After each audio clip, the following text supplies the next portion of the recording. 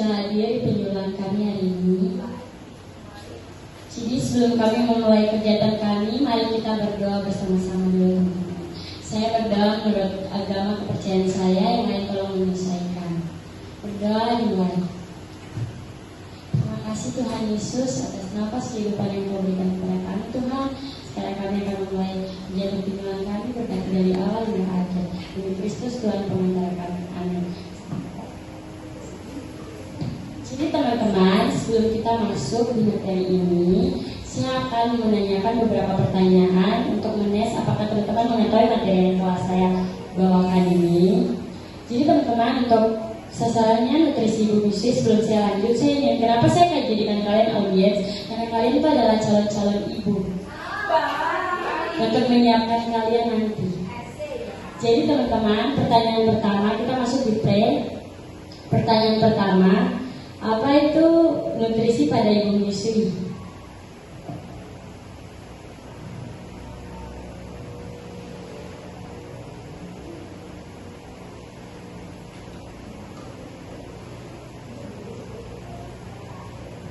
Sudah.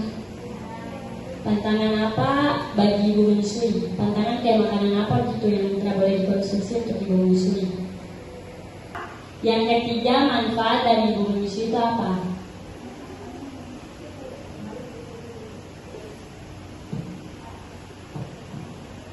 Sudah teman-teman sudah menulisnya? Yang akan dikumpulkan oleh Murfa.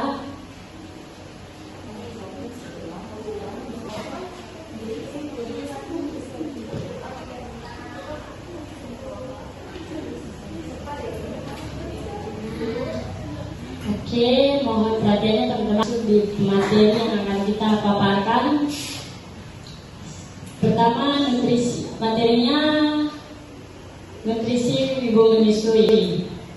Jadi, nutrisi ibu menyusui adalah berbagi zat gizi dalam jumlah tertentu yang dibutuhkan oleh ibu sedang dalam masa menyusui. Jadi, nutrisi pada ibu menyusui ini kayak asupan yang dimakan selama dia menyusui. Bahkan sebelum dia menyusui, waktu hamil juga pasti ada obat-obat atau suplemen yang diminum untuk nanti pasti selesai melahirkan dia punya ASI itu sudah ada. Tapi sebenarnya itu ASI sudah ada karena saat anak pertama kali lahir itu dikasih ibunya untuk menyusui itu ASI yang itu sudah keluar karena anak itu dia merangsang ASI itu untuk keluar. Jadi kalau untuk nutrisinya, kalau yang saya tahu dari pengalaman saya itu biasa, bukan pengalaman saya, pengalaman mama saya yang pernah hamil itu tuh dan kelor. Jadi next selanjutnya, tujuan menyusui pada tujuan menyusui pada bayi. Tujuan menyusui yang benar adalah untuk merangsang produksi susu dan memperkuat refleks menyesap bayi. Jadi teknik menyusui yang benar adalah cara memberikan ASI kepada bayi dengan posisi yang benar sehingga memudahkan bayi untuk menyusui. Jadi ternyata teman-teman bahwa posisi juga saat memberikan susu kepada bayi itu sangat berpengaruh. Tidak mungkin dong kasih susu baru anak dia naik begini. Nanti dia terus maksudnya kayak posisi anak di atas dada. Harus anaknya tuh di bawah sini. Jadi posisinya kalau duduk berarti anaknya dia harus di bawah susu. Jadi tidak boleh kayak anaknya di atas gitu kayak posisi begini. Nah maksudnya bisa dipahami? Bisa.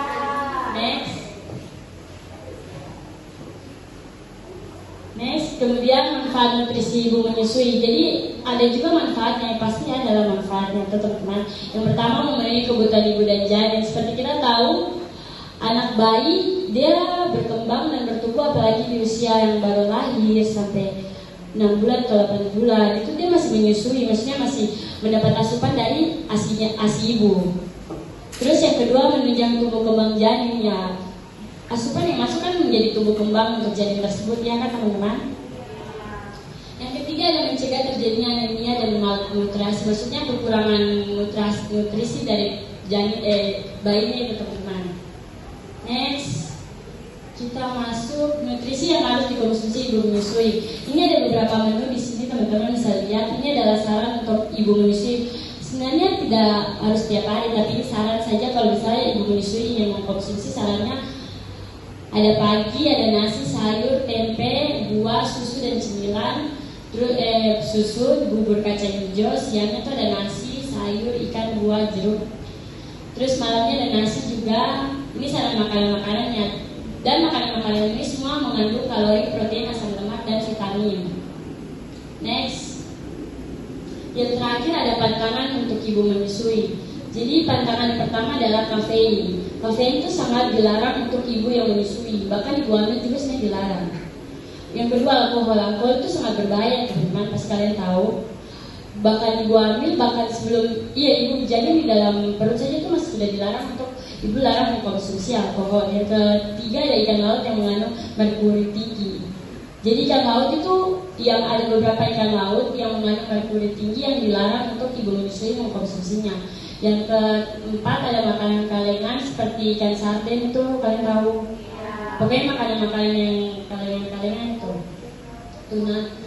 Parsley ini seperti sayuran teman-teman, dia model kayak sayur kol gitu. Ya. Itu dia dilarang untuk ibu menyusui konsumsi kan, karena dia itu kayak merangsang hormon estrogen kan. Yang kayak ini adalah susu sapi dan terakhir makanan mentah. Yang makanan mentah juga dilarang untuk ibu menyusui untuk mengkonsumsinya. Jadi ini adalah beberapa pantangan yang tidak boleh dikonsumsi. Menampilkan video edukasi kepada audiens.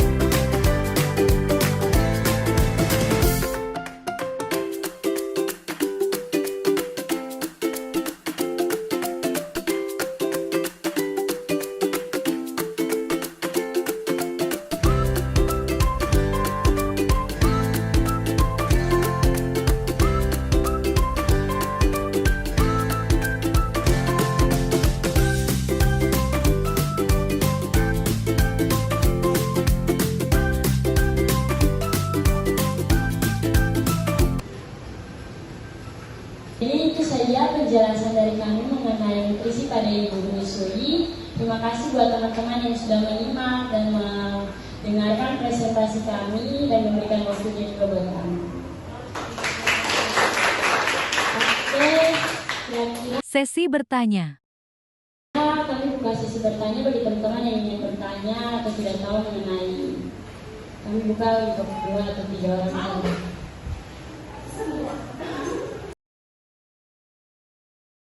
Baik teman-teman, di sini saya akan menjawab dari pertanyaan Jeki, apa manfaat ASI bagi ibu dan janin.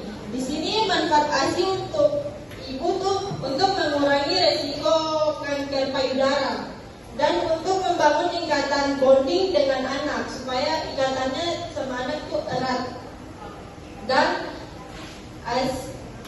Dan untuk bayi, ASI mengandung antibodi yang penting bagi bayi dan daya tahan tubuhnya masih lemah untuk melawan infeksi virus dan bakteri.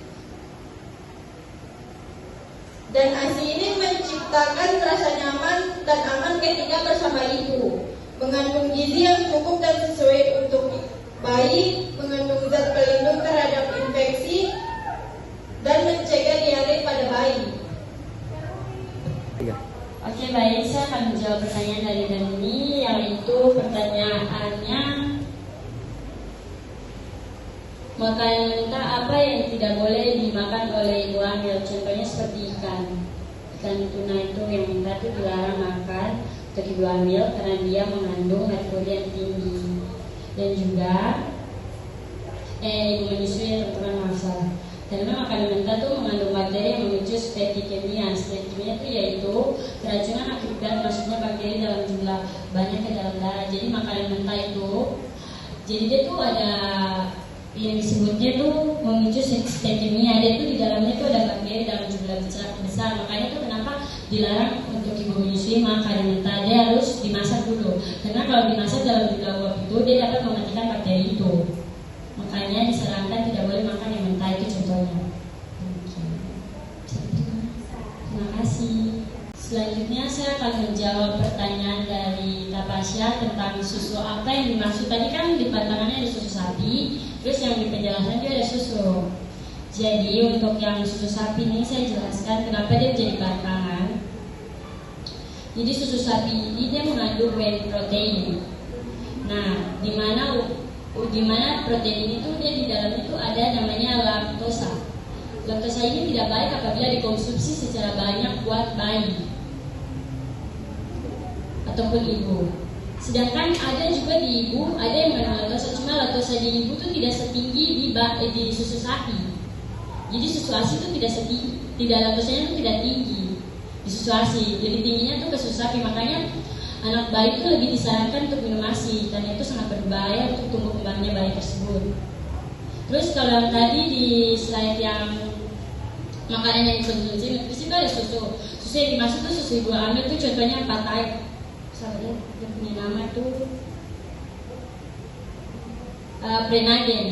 Prenagen untuk ibu untuk ibu menyusui. Jadi susu yang disarankan tuh susu itu. Jadi bedanya susu itu dan susu sapi dan susu yang tadi saya maksud di nutrisi itu, kalau susu itu untuk susu buat ibu menyusui ya seperti Prenagen itu. Terus kalau susu sapi di sini ya susu sapi yang seperti dijual-jual di yang kalian ketemu. Tapi kenapa di sini dibilang pantangan seperti yang tadi saya jelaskan, karena protein di dalam itu mengandung laktosa yang tidak boleh dikonsumsi bayi secara berlebihan. Sedangkan ASI yang diberikan ibu tuh laktosanya lebih sedikit daripada susu sapi. Makanya kenapa anak lebih disarankan untuk susu sapi. Sebenarnya tidak berbahaya juga, cuma untuk tumbuh kembangnya anak tersebut. Demikian penjelasan saya, bisa ditunggu.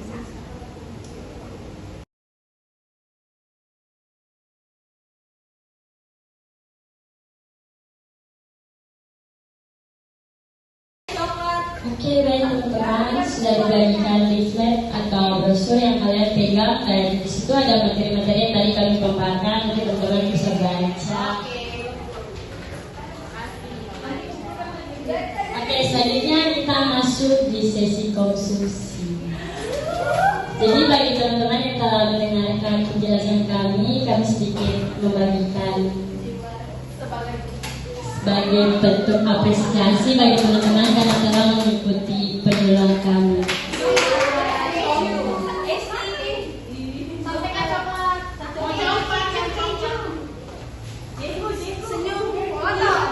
Oke, baik, terima kasih bagi teman-teman semua yang telah menyimak dan berpartisipasi di dalam penjelasan kami. Semoga apa yang kami tampilkan, kami jelaskan dapat bermanfaat buat teman-teman untuk nanti mempersiapkan diri menjadi ibu, calon ibu. Demikian presentasinya. Terima kasih. Sebelum kita pulang, mari kita tutup dengan doa. Tadi kita mulai dengan doa, kita tutup dengan doa dimulai. Terima kasih Tuhan telah menyertai kami dari awal hingga akhir. Amin. Semoga dan Putra dan Kudus. Terima kasih.